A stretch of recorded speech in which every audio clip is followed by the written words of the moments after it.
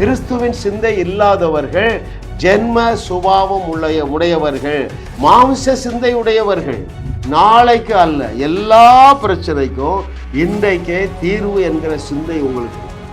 அப்படிப்பட்ட எராவுக்குள்ள நம்ம வந்திருக்கிறோம். அல்லேலூயா. சூரியனை நிறுத்துகிற எராக்குள்ள வந்திருக்கிறோங்க. சந்திரனை நிறுத்துகிற அந்த யுகத்திற்குள்ள நம்ம வந்து விட்டோம் என்று கர்த்தர் சொல்லுகிறார். ஊழியத்திலே லகுவான ஊழியம், அற்புதம் செய்கிற ஊழியம், அதுல இருக்கிற ஒரே ஒரு ரகசியம், எந்த ரகசியமும் இல்லை என்கிற ஒரே ரகசியம் தான் இருக்குங்க.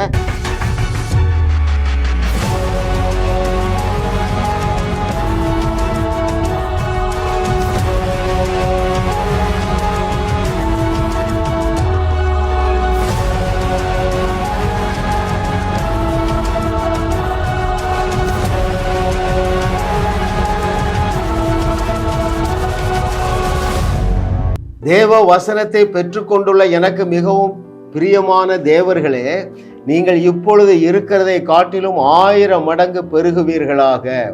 இயேசுவின் நாமத்தினால நீங்கள் சத்தியத்தை சரியாக அறிகிறதுனால பெருக்கம் என்பது உங்களுடைய தலையெழுத்து. நீங்கள் சமாதானத்திலே பெருகுவீர்கள், சந்தோஷத்திலே பெருகுவீர்கள், இளைப்பாறுதலிலே பெருகுவீர்கள், உங்களுடைய ஆரோக்கியம் பெருகும், உங்களுடைய ஐஸ்வர்யம் பெருகும், உங்க வீட்டில் ஆபரணங்கள் பெருகும், உங்களுடைய வீட்டிலே ஆவணங்கள் பெருகும். ஹல்லேலூயா. அதற்காகவே தேவன் உங்களை என்னோடு இணைத்திருக்கிறார். நாம அடம் பிடிக்கணும். சாதாரண வாழ்க்கை வாழ்ந்துட்டு போக முடியாதுப்பா.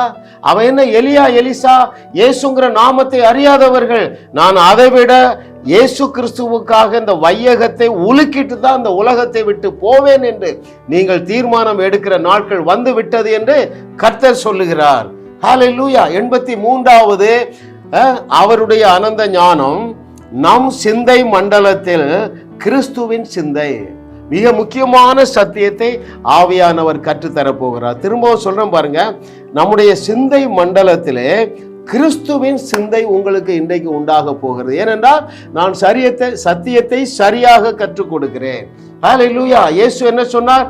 You shall know the truth and the knowledge will set you free.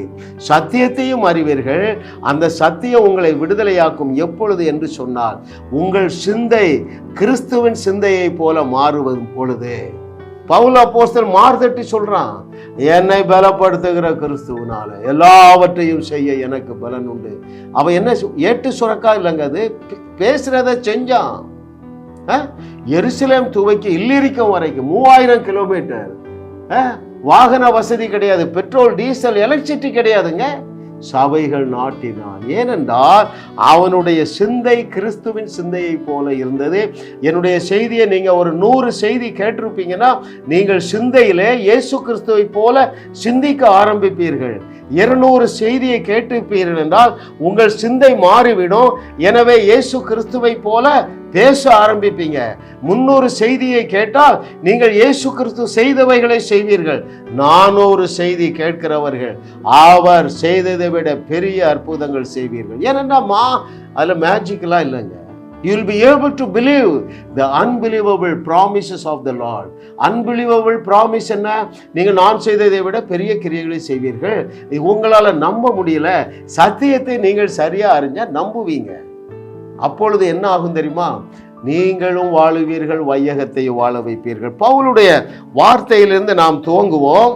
1 கொரிந்தியர் புஸ்தகம் 2வது அதிகாரம் 16வது வசனம். 1 Corinthians chapter 2 verse 16. very important fact அல்ல இருக்கு பாருங்க. ட்ரூத் இருக்கு. கர்த்தருக்கு போதிக்கத்தக்கதாக அவருடைய சிந்தையை அறிந்தவன் யார்? எங்களுக்கோ கிறிஸ்துவின் சிந்தை உண்டாயிருக்கிறது. இன்னைக்கு என்ன தலைப்பு? நம் சிந்தை மண்டலத்தில் கிறிஸ்துவின் சிந்தை. ரைட்? முக்கியமான ட்ரூத்துங்க. கிறிஸ்துவின் சிந்தை இல்லாதவர்கள் ஜென்ம சுபாவம் உடையவர்கள், மாம்ச சிந்தை உடையவர்கள். அதை குறித்து என்ன சொல்லுகிறார் பாருங்கள். 1 கொரிந்தியர் 2வது அதிகாரம் 14வது வசனத்திலே, ஜென்ம சுபாவமான மனுஷனோ தேவனுடைய சிந்தைகளை ஏற்றுக்கொள்ளான். தேவனுடைய ஆவிக்குரியவைகள் என்றால் அந்த கிறிஸ்துவை போல சிந்திக்க மாட்டான். ரொம்ப சிம்பிள் ட்ரூத்து. கஷ்டப்பட்டுலாம் நீங்க புரிய வேண்டியதில்லைங்க. ஒரு அருமையான சகோதரி எனக்கு டெக்ஸ்ட் பண்ணியிருக்காங்க, பிரதர் உங்க செய்தியை கேட்டா ஒரு குழந்தை குழந்தை கூட புரிந்து கொள்ளும். அது அவருடைய சுத்த கிருபை. ஹல்லேலூயா. பாருங்க, கிறிஸ்துவின் சிந்தையில் உள்ள 7 குணநலன்களை நம்ம பார்க்க போறோம். 7 characters of God's mind. கிறிஸ்துவின் சிந்தை முக்கியமான சத்தியம், அதே நேரத்தில் மிகவும் அத்தியாவசியமான சத்தியம், அதே நேரத்தில் லகுவான சத்தியம். முதலாவது பாருங்களேன், இயேசு கிறிஸ்துவையும் பவுலையும் நாம் ஒப்பிட்டு படிக்க போறோம். அவன் தான் சொல்றான், எங்களுக்கு கிறிஸ்துவின் சிந்தை உண்டாயிருக்கு. பாருங்க, எல்லா பிரச்சனைக்கும் தன்னிடத்திலே தீர்வு உண்டு என்கிற சிந்தை. ரைட்? மிக முக்கியமான சத்தியம். எல்லா பிரச்சனைக்குமா? ஐயா, எங்க வீட்டு பிரச்சனைக்கே ஏன்ட்டு தீர்வு இல்லையே? உன்னோடு தான் தேவன் பேசுகிறார். நீ நினைக்கிற இல்லையா, நான் குட் ஃபார் நத்திங்? உன்னோடு தான் தேவன் பேசுகிறார். உலகத்தில் உள்ள அத்தனை பிரச்சனைக்கும் தீர்வாக தேவன் உன்னை வைத்திருக்கிறார் மகனே, மகளே. ஹல்லேலூயா. டாட் ஒயிட் என்று சொல்லி ஒரு தேவனுடைய மனுஷன் அமெரிக்காவை கலக்கிறாருங்க. அவர் செய்த அக்கிரமங்களுக்கு அளவே இல்லை, வாழுவதற்கு வழியே இல்லை. அவரை கொண்டு தேவன் இன்னைக்கு உலகத்தை ஆசீர்வதிக்கிறார். நீங்க உயிரா பண்ணாதீங்க, இந்த செய்தியை முழுவதுமாக கேளுங்கள். நீங்கள் சாதாரண வாழ்க்கை வாழ மாட்டீர்கள். ஏனென்றால் கிறிஸ்துவின் சிந்தை உங்களுக்கு வந்து வரும். முதலாவது என்ன சொன்ன? First character. கிறிஸ்துவின் சிந்தையில் உள்ள முதலாவது கேரக்டர் என்னவென்றால், எல்லா பிரச்சனைக்கும் தன்னிடத்தில் தீர்வு உண்டு என்கிற திங்கிங். இரண்டாவது, எல்லா தீர்வும் இயற்கைக்கு அப்பாற்பட்ட தீர்வு தான். முக்கியமான ட்ரூத்துங்க, பலமுறை சொல்லி இருக்கிறேன். நான் சொல்லுவது அடிக்கடி சில காரியங்களை சொல்றேன், அது உங்களுக்கு நல்லது. நீங்கள் பிசாசுக்கு கதவை திறக்க மாட்டீர்கள், கதவை சாத்தி கொண்டு அப்பாலே போ சாத்தானே என்று சொல்லுவீர்கள். நீங்க நினைக்கிறீங்க, அங்கிள் உங்களுக்கு தெரியாது அங்கிள், எனக்கு வட்டி கொடுக்க கூட பணம் கிடையாது, நான் எப்படி அநேக ஜாதிகளுக்கு கடன் கொடுப்பேன்? உன்னோடு தான் தேவன் இன்னைக்கு டீல் பண்றாரு. முழுவதுமாக கேளுங்க. மூன்றாவது, மறுபடி பிறந்த எல்லா தேவனுடைய பிள்ளைகளும் முழுவதுமாக தகுதியாக்கப்பட்டு இருக்கிறார்கள் என்கிற சிந்தை. சிந்தை மீன் திங்கிங், எண்ணம், நினைவு, மனசு, ஆத்துமா. என்னது அது? மறுபடி பிறந்த எல்லா தேவனுடைய பிள்ளைகளும் பரிபூரணமாக்கப்பட்டு இருக்கிறார்கள். நம்ம பல செய்தியில சொல்லி இருக்கிறோம். அது எங்கே நடந்தது என்றால் நம்முடைய ஆவி மனுஷன்ல நடந்திருக்கு. உங்களிடத்துல பழுது ஒன்றும் இல்லை. இது கிறிஸ்துவின் சிந்தை. ரைட்? பவுல் தான் சொல்றாருங்க. நான் அதை வாசிக்கவா? ரோமர் 8வது அதிகாரத்திலே 30வது வசனத்திலே பவுல் உங்களுடைய குவாலிஃபிகேஷனை சொல்றாரு பாருங்க. 8:30 of the book of Romans. எவர்களை முன்குறித்தாரோ அவர்களை அழைத்தும் இருக்கிறார், எவர்களை அழைத்தாரோ அவர்களை நீதிமான்களும் ஆக்கி இருக்கிறார். You have been made God's righteous. நீ தேவ நீதிமான் ஆக்கப்பட்டு இருக்கிறாய் என்று எனக்கோ எங்களுக்கோ கிறிஸ்துவின் சிந்தை உண்டாயிருக்கிறது என்று சொன்ன பவுல் தான் எழுதுறாருங்க ரோமர் புஸ்தகத்தை. எப்பா, நான் நீதிமான் ஆக்கப்பட்டு தகுதியாக்கப்பட்டு இருக்கிறேன். ஹல்லேலூயா. எதனால அவ்வளவு தைரியமா சொல்றான் தெரியுமா? இயேசு சொன்ன வார்த்தைகளை வைத்துதான். இயேசு என்ன சொன்னாரு? நீங்கள் தேவர்களாக இருக்கிறீர்கள். அப்ப நீங்க தகுதியுடையவர்கள் தானே. அந்த சிந்தைக்குள்ள வாருங்க. பிசாசை ஓட ஓட விரட்டலாம். நீங்க விரட்டவே வேண்டியது, அங்க போய் நின்னாலே பிசாசு ஓடிடுவான். ஹல்லேலூயா. ஏனென்றால் உங்கள் விசுவாசம் எப்பொழுது டாப் தான் இருக்குங்க. மூன்றாவது என்ன சொன்னோம்? மறுபடி பிறந்த எல்லா தேவனுடைய பிள்ளைகளும் முழுவதுமாக தகுதி அடைந்து விட்டார்கள். நான்காவதாக, மறுபடி பிறந்த எல்லா தேவனுடைய பிள்ளைகளும் every child of God is fully loaded with supernatural power. எல்லாருக்கும் இயேசுடைய வார்த்தை தாங்க ரெஃபரன்ஸ். உங்களால் கூடாத காரியம் ஒன்றும் இராது, நான் செய்ததை விட பெரிய கிரியைகளை செய்வீர்கள். அப்போ என்ன அர்த்தம்? every child of God on the day of your salvation. ஐயா, நீங்க என்னைக்கு மறுபடி பிறந்தீர்களோ அன்றைக்கே இயேசு கிறிஸ்துவை போல அப்பழுக்கற்றவர்களாக பரிசுத்தமானாக மாற்றப்பட்டு இருக்கிறீர்கள் உங்களுடைய ஆவி மனுஷன்ல. அதே போல நீங்கள் என்னைக்கு மறுபடி பிறந்தீர்களோ அன்றைக்கே இயற்கைக்கு அப்பாற்பட்ட பயங்கரமான வல்லமையினால் நீங்கள் நிரப்பப்பட்டு இருக்கிறீர்கள். These are the characters. கிறிஸ்துவின் சிந்தையுடையவர்கள் இந்த குணநலன்கள் உடையவர்களாக இருப்பீர்கள். ஹல்லேலூயா. ஐந்தாவது பாருங்க, நாளைக்கு அல்ல, எல்லா பிரச்சனைக்கும் இன்றைக்கே தீர்வு என்கிற சிந்தை உங்களுக்கு இருக்கும். பவுலுடைய கரத்தினாலே தேவன் பயங்கரமான அற்புதங்களை செய்ய முடிந்தது. காரணம் என்ன தெரியுமா? சுட சுட தீர்வு கொடுக்கிறவர் எங்கள் தேவன் என்று கிறிஸ்துவின் சிந்தை உடையவனாக அவன் சுற்றி வந்தான். ஹல்லேலூயா. ஓ, thank you Lord for your goodness. அடுத்து பாருங்க, mark 11:23. whoever it may be, எவனா இருந்தாலும் சரிப்பா, மலை போல இருக்கிற பிரச்சனையை பார்த்து பேசினா அது பெயர்ந்து சமுத்திரத்திலே தள்ளப்பட்டு அதே மறைந்து விடும் என்கிற நாலேஜுங்க இயேசுவுக்கு இருந்தது, பவுலுக்கு இருந்தது. உதாரணங்களை கீழே பார்ப்போம். இப்ப என்ன பார்க்கிறோம்? கிறிஸ்துவின் சிந்தையுடைய குணாதிசயங்கள். 6வது, ஹல்லேலூயா, ஓ, நாவுல உள்ள சூப்பர் நேச்சுரல் பவர். 7வது, ட்ரெஸ்ல பவர். ரைட், நான் என்னுடைய கைக்குட்டையை இப்போதே காமிக்கிறேங்க, மறந்துடுவா அப்புறம், சரிங்களா? இதுல சூப்பர் நேச்சுரல் பவர் இருக்குங்க.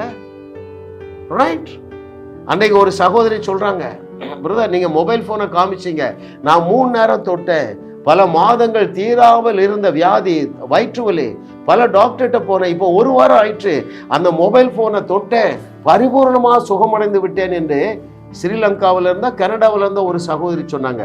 இப்பொழுது நீங்க இதை தொடுங்க, திஸ் இஸ் மை கர்ச்சீஃப்.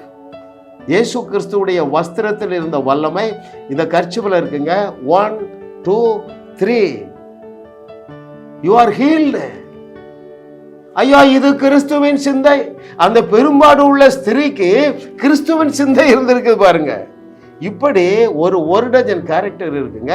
நமக்கு இருக்கிற கொஞ்ச நேரத்தில் அருமையான தேவர்களே, நம்முடைய கம்ப்ளீட் மாடல் ஆகிய இயேசு கிறிஸ்துவையும் பவுல் எப்படி கிறிஸ்துவின் சிந்தையினால காரியங்களை செய்தான், இந்த ரெண்டையும் நம்ம ஒப்பிட்டு பார்ப்போமா? முதலாவது, இயேசு கிறிஸ்து பாருங்களேன், பிறவி சப்பானி, திமிர்வாதக்காரன், பெரிய கூட்டம் அந்த கூரையை பிரிச்சு அவனை கீழே இறக்குறாங்க. இயேசு கிறிஸ்து என்ன செய்தாரோ அதை போல ஒரு வார்த்தை சொல்லி பவுல் அப்போஸ்தலனும் அப்படி முடவனை நடக்க வைக்கிறான். வேதத்திலிருந்து வாசித்து கற்றுக்கொள்ள போறோம். இயேசு கிறிஸ்து என்ன சொன்னாரு? படுக்கையை எடுத்துக்கொண்டு நட. பவுல் அப்போஸ்தலன் அப்படிப்பட்ட ஒரு வாய்ப்பை என்ன சொல்லி பயன்படுத்தினான் என்று சொல்லி அப்போஸ்தலர் 14வது அதிகாரத்திலிருந்து நான் உங்களுக்கு வாசித்து காண்பிக்க போகிறேன். The book of Acts chapter 14 verses 8 and 9. அப்போஸ்தலர் 14:8 மற்றும் 9வது வசனங்களிலே, லீஸ்திராவிலே ஒருவர் தன் தாயின் வயிற்றில் இருந்து பிறந்தது முதல் சப்பானியாய் இருந்து ஒருபோதும் நடவாமல் கால்கள் வழங்காதவனாய் உட்கார்ந்து, 9வது வசனத்திலே, பவுல் பேசுகிறதை கேட்டுக்கொண்டிருந்தான். அவனை பவுல் உற்று பார்த்து ரட்சிப்புக்கு ஏற்ற விசுவாசம் அவனுக்கு உண்டென்று கண்டு, 10வது வசனத்திலே, நீ எழுந்து காலூன்றி நிமிர்ந்து நில் என்று உரத்த சத்தத்தோட சொன்னான். உடனே அவன் குதித்து எழுந்து நடந்தான். ஐயா, இது கிறிஸ்துவின் சிந்தை. அப்படி என்றால் என்ன பொருள்? இதுல நம்ம கற்றுக்கொள்ள அநேக பாடங்கள் இருக்கின்றன பாருங்க. இயேசு கிறிஸ்துவும் முடவனை நடக்க வைக்க ஜெபம் பண்ணவில்லை. இயேசு கிறிஸ்துவும் இன்று போய் நாளை வா என்று சொல்லவில்லை. அப்ப இந்த பிரச்சனைக்கு தீர்வு என்னிடத்துல இருக்கிற இந்த சிந்தை அந்த இயேசு கிறிஸ்துவுக்கு இருந்தது போல பவுல் அப்போஸ்தலனுக்கு இருக்குது பாருங்க.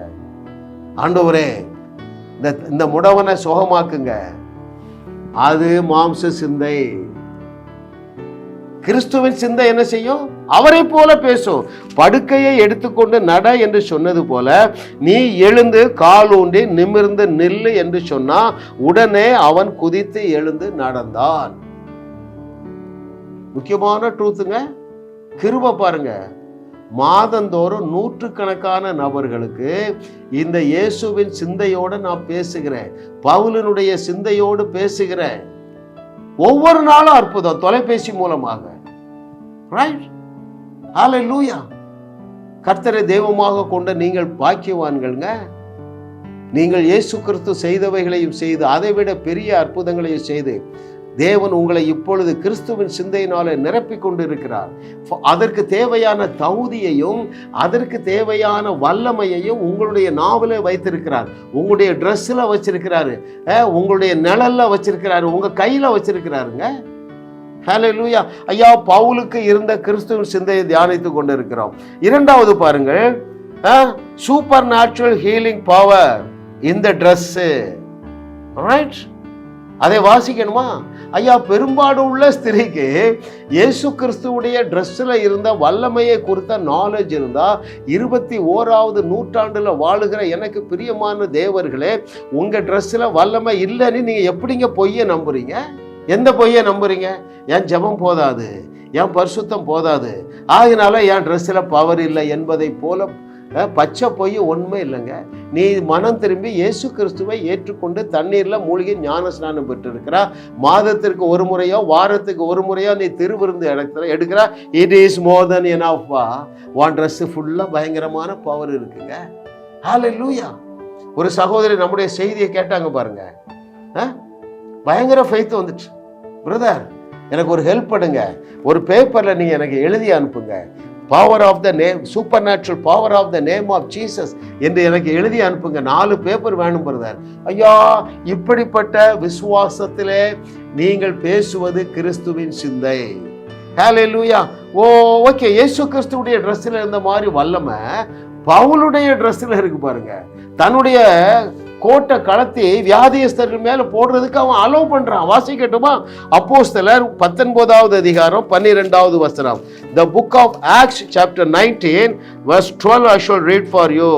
அவனுடைய சரீரத்திலிருந்து உருமால்களையும் கச்சைகளையும் கொண்டு வந்து வியாதிக்காரர்கள் மேல் போட, வியாதிகள் அவர்களை விட்டு நீங்கி போயின, பொல்லாத ஆவிகளும் அவர்களை விட்டு புறப்பட்டன. கிறிஸ்துவின் சிந்தை. ரைட், அலோவ் பண்றான். கோட்டு வேணுமா எடுத்துக்க, கர்ச்சீஃப் வேணுமா எடுத்துக்க, பேனா வேணுமா எடுத்துக்க, மொபைல் வேணுமா கொடுங்கங்க, வச்சு எடுங்கங்க. எத்தனையோ சாட்சி இருக்குதுங்க.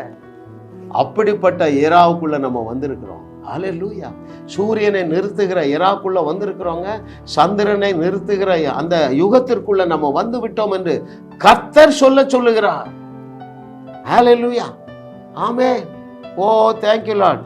இந்த பவுலுக்கு கிறிஸ்துவின் சிந்தை உண்டாகும் என்றால், என்னுடைய வியூவர்ஸ் அத்தனை பேருக்கும் கிறிஸ்துவின் சிந்தை உண்டாகாமல் இருப்பது காரணம் சாத்தியமே இல்லைங்க. 3 மாதங்கள் போதும், 3 மாதங்கள் போதும், 100 செய்திகளை கேட்டால் போதும். இதுல நீங்க என்ன செய்யக்கூடாதுன்னா, இடையில மற்றவருடைய செய்தியை கேட்கக்கூடாது. உங்களுடைய விசுவாசமாகிய கப்பலை சேதப்படுத்துகிற செய்தியை கேட்கக்கூடாது. கிறிஸ்துவின் சிந்தையை சிதைந்து போக பண்ணக்கூடிய செய்திகள் ஏராளம் தாராளம் மலிவா இருக்குது. அதை கேட்காதீங்க. 3 மாதம் என்னுடைய செய்தி, ஒரு 100 செய்தியை கேளுங்க. இப்பொழுது சந்திக்கிற எந்த பிரச்சனையை நீங்கள் சந்திக்க மாட்டீர்கள் என்று கிறிஸ்துவின் சிந்தையோடு நான் பேசுகிறேன். ஹல்லேலூயா. ஓ, thank you master. For your goodness. பாருங்க, அடுத்தது பாருங்க, பிசாசை போக்குவதற்கு என்ன செய்யல? ஜெபம் செய்யவில்லை. கட்டளை இட்டார் இயேசு கிறிஸ்து. அசுத்த ஆவியை இவளை விட்டுவிடு என்று கட்டளை இட்டது போல, கிறிஸ்துவின் சிந்தையுடைய இந்த பவுல் அப்போஸ்தலன் எப்படி கட்டளை இடுகிறான் என்று சொல்லி அங்கே 16-18 வாசிப்போமா? ஆக்ட்ஸ் 16-18. இப்படி அநேக நாள் செய்து கொண்டு வந்தால் பவுல் சினங்கொண்டு திரும்பி பார்த்து, நீ இவளை விட்டு புறப்படும்படி இயேசு கிறிஸ்து நாமத்தினாலே உனக்கு கட்டளையிடுகிறேன் என்று அந்த ஆவியுடனே சொன்னான். அந்நேரமே அது புறப்பட்டு போயிற்று. ஹல்லேலூயா. ஜஸ்ட் கமாண்ட், ஒரு வார்த்தை சொல்லு, பல போ சாத்தானே. ஹல்லேலூயா. கிருபைங்க. கிருபைக்கு அளவே இல்லைங்க. என் மூலமாக தேவன் செய்கிற அற்புதங்களுக்கு அளவே இல்லை. கண் சிமிட்டுவது போல அற்புதங்களை தேவன் செய்கிறார். ஹல்லேலூயா. ஐயா, உங்களுக்கு தலையெழுத்து அதுதான். ரொம்ப நாள்ல ஆகாதுங்க. இப்பொழுதே நான் ஒன்றை சொல்லுகிறேன். என்னுடைய செய்தியை நீங்க ஒரு 50 செய்தியை கேட்டிருந்தா நீங்க பேச ஆரம்பிங்க, கமெண்ட் பண்ண ஆரம்பிங்க, அசுத்த ஆவியை பார்த்து பேசுங்க, இயேசு கிறிஸ்து பேசுறது போல பேசுங்கள், கிறிஸ்து இயேசுவின் சிந்தையுடைய பவுல் அப்போஸ்தலன் பேசுறது போல பேசுங்க. பரப்போ சாத்தானே, இந்த மகளை விட்டுவிடு, இந்த மகனை விட்டுவிடு என்று நீங்க பேசுங்க, கட்டளை விடுங்க. இப்பொழுதே உங்கள் விசுவாசத்தினாலே நீங்கள் நிரப்பப்பட்டு இருக்கிறீர்கள். ஹல்லேலூயா. Oh, thank you, Master, for your goodness. What a loving daddy. Hallelujah. Oh, thank you, Master. ஐயா, கடைசி புஸ்தகம் எது? சுவிசேஷ புஸ்தகங்களிலே கடைசி புஸ்தகம் யோவான் எழுதின சுவிசேஷம். அதில் கடைசி வசனத்தை நான் வாசிக்கிறேன். என்னுடைய வாஞ்சையெல்லாம் என்னுடைய செய்தியை கேட்கிற என்னுடைய வியூவர்ஸ் அத்தனை பேரும் செய்ய போகிற அற்புதங்களை எழுதினால் அந்த புஸ்தகங்கள் உலகம் கொள்ள முடியாது. அந்த அளவுக்கு நீங்கள் அற்புதம் செய்வீங்க. ஏனென்றால் என்னுடைய செய்தியை கேட்கிறதுனால நீங்கள் அவிசுவாசத்திலிருந்து வெளியே வந்து இயேசு கிறிஸ்துவை போல சிந்திக்க ஆரம்பிக்கிறீங்க. அதை வாசிக்கட்டுமா? சுவிசேஷ புஸ்தகம் கடைசி புஸ்தகத்திலே கடைசி அதிகாரத்திலே கடைசி வசனம், இயேசு செய்த வேறு அநேக காரியங்களும் உண்டு, அவைகளை ஒவ்வொன்றாக எழுதினால் எழுதப்படும் புஸ்தகங்கள் உலகம் கொள்ளாதென்று எண்ணுகிறேன் என்று எழுதி முடிக்கிறார் யோவான். அவ்வளவு அற்புதங்களை 3.5 ஆண்டுகளிலே செய்தார். நீங்க 30 வருஷம் 40 வருஷம் அற்புதம் செய்ய போறீங்களே, அதை எழுதின அந்த புஸ்தகங்கள் உலகம் கொள்ளாதுங்க. ஹல்லேலூயா. அற்புதம் செய்கிறதுல நீங்கள் அறிந்து கொள்ள வேண்டிய 2 சத்தியத்தை சொல்லுகிறேன். ரைட்? ஊழியங்களிலே லகுவான ஊழியம் அற்புதம் செய்வதுதான். வியாதியஸ்தர்கள் மேல் கைகளை வைப்பீர்கள், அப்பொழுது சுஸ்தமாவார்கள். இதுல கஷ்டம் ஒன்றும் இல்லை. அப்பாலே போ சாத்தானே என்று சொன்னால் அந்த பிசாசு அவளை விட்டு ஓடுகிறது. இதுல கஷ்டம் ஒன்று இல்லை. அப்போ முதலாவது ஊழியத்திலே லகுவான ஊழியம் எது? அற்புதம் செய்கிற ஊழியம். இரண்டாவது, இதுல உள்ள ரகசியத்தை கற்றுத்தருகிறேன். ஒரே ஒரு ரகசியம்தான் இருக்கு. அற்புதம் செய்கிறதுலே ஒரே ஒரு ரகசியம்தான் இருக்கிறது. பிசாசை துரத்துகிறதுலே ஒரே ஒரு சீக்ரெட் தான் இருக்கிறது. கல்லறையை காலி செய்கிறதுல ஒரே ஒரு சீக்ரெட் தான் இருக்கு. அது என்னவென்றால் ஒரு சீக்ரெட்டும் இல்லை என்கிறதா secret. there is no secret in it. வேதம் அங்க வாசிங்க. மறைவு ஒளிவு மறைவே கிடையாதுங்க. எந்த ரகசியம்? கை வச்சா சோமாதியில என்ன சீக்ரெட் இருக்கு? நீங்க கை வைக்க பயப்படுறீங்க. பிசாசு உங்களை ஏமாத்திட்டு இருக்கா. ஒரு முறை கீழ்பாக்கில் எங்களுடைய வேதாகம கல்வியில் படித்த மாணவர்களை அழைத்து கொண்டு நான் ஹீலிங் ட்ரைனிங் கொடுக்க போயிருந்தேன் பாருங்க. ஒரு 10 பேர் போயிருந்தோம். ஒரு 200-300 பேரை சுகமாக்கிட்டாங்க. நான் ஒருத்தர் மேலேயும் கை வைக்கல. ஒரே ஒருத்தர் மட்டும் கை வைக்க பயந்துட்டே வந்தார். பெந்தேகோஸ்தே சபைக்கு போறவர். அவர் ஏற்கனவே பிஷப் ஆர்டினேஷன் வாங்கினவருங்க. ஒரு 45 வயசு இருக்கும். என்ன பிரதர் கை வைங்கன்னா, ஐயா அது என் மேல வந்துடக்கூடாது, பிஷப்புங்க. ஊழியத்திலே லகுவான ஊழியம், அற்புதம் செய்கிற ஊழியம், அதுல இருக்கிற ஒரே ஒரு ரகசியம், எந்த ரகசியமும் இல்லை என்கிற ஒரே ரகசியம் தான் இருக்குங்க. அதனால தான் நான் தைரியமா சொல்லுகிறேன், ஊழியத்துல நீங்க அற்புதம் செய்யவில்லை என்றால் அது ஊழியம் அல்ல, அட்டூழியம். ஏனென்றால் வேதமங்கும் தேடி வாசிங்க. ஊழியம் செய்த அத்தனை பேரும் இயேசு கிறிஸ்துவை போல தண்ணீரை போல அற்புதம் செய்திருக்கிறார்கள். அந்த ஆற்றலும் அந்த அதிகாரமும் அந்த தகுதியும் உங்களுக்குள்ள இருக்கிறது. சிந்தை தான் மாறல. எனக்கு அந்த ரெஸ்பான்சிபிலிட்டி உண்டு, எனக்கு அதுல ஒரு பொறுப்பு உண்டு. இன்னைக்கு நீங்கள் அந்த பொறுப்பை ஏற்றுக்கொள்ளுங்கள். எனக்கு மிகவும் பிரியமான தேவர்களே, அடுத்து பாருங்க, ஊழியத்துக்கு ஒருத்தர் இடைஞ்சல் பண்றான். அவனுக்கு ஒரு ட்ரீட்மெண்ட் கொடுக்கிறாரு ஜீசஸ். கிறிஸ்துவின் சிந்தை உடையவனோ அதே ட்ரீட்மெண்ட்டை கொடுக்கிறாரு. ஹல்லேலூயா. அது என்ன ட்ரீட்மெண்ட்? Shock treatment. அது என்ன ஷாக்கு? கண்ணை குருடாக்குற ஷாக். யாருக்கு? இந்த கிறிஸ்துவின் சிந்தை என்று சொல்லி எழுதுகிறான, உலகத்தை உலுக்குனான இவன் என்ன செஞ்சான்? சீஷர்களை அரெஸ்ட் பண்றதுக்கு அரெஸ்ட் வாரண்டோடு போறான். தமஸ்கு வீதியில போகும்போது பார்த்தாரு பாருங்க நம்ம ஆண்டவர், இவன் தானே எனக்கு வேணும், ரவுடிகள் தான் எனக்கு வேணும், துடுப்பா இருக்கிறவங்க தான் எனக்கு வேணும். கண்ணை குருடாக்கிட்டாரு. ரைட்? கிறிஸ்துவின் சிந்தையை பற்றி நாம் தியானிக்கிறோம். கிறிஸ்துவின் சிந்தையுடைய இந்த பவுல் என்ன செய்தான் என்று சொல்லி நான் உங்களுக்கு ஒரு வசனம் வாசிக்கிறேன். இந்த book of Acts chapter 13 verse 11. அப்போஸ்தலர் 13வது அதிகாரம் 11வது வசனத்துல இயேசு கிறிஸ்துவுடைய ஊழியத்திற்கு எப்படி பவுல் இடையூறா இருந்தானோ அதே போல இந்த பவுலுடைய ஊழியத்திற்கு எலிமா இடையூறா இருக்கான்.